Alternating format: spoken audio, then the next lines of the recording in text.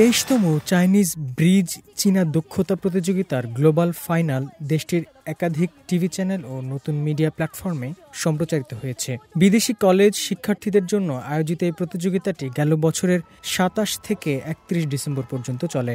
বিদেশি শিক্ষার্থীদের অংশগ্রহণে ঝলমলে হয়ে ওঠে গোটা অনুষ্ঠান।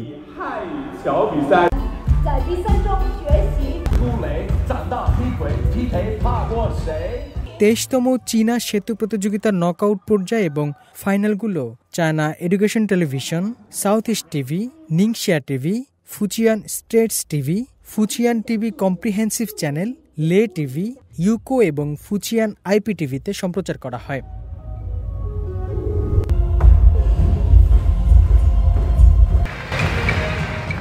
আন্তর্জাতিক প্রভাব বিস্তারকারী চীনা ভাষার প্রতিযোগিতা এটি। ২০২২ সালে চাইনিজ ব্রিজ প্রতিযোগিতাটি শুরু হওয়ার পর থেকে ১৬০টির বেশি দেশের ১,৭০,০০,০০০-এরও বেশি তরুণ তরুণী অংশগ্রহণ করেছে।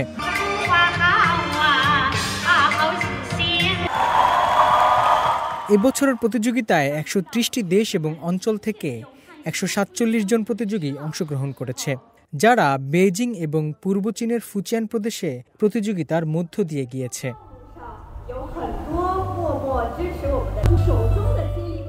আয়োজকরা এটিকে সৌভাগ্যের যাত্রা হিসেবে বর্ণনা করেছেন, তবে পুরো প্রক্রিয়াটি আগেই রেকর্ড করা হয়।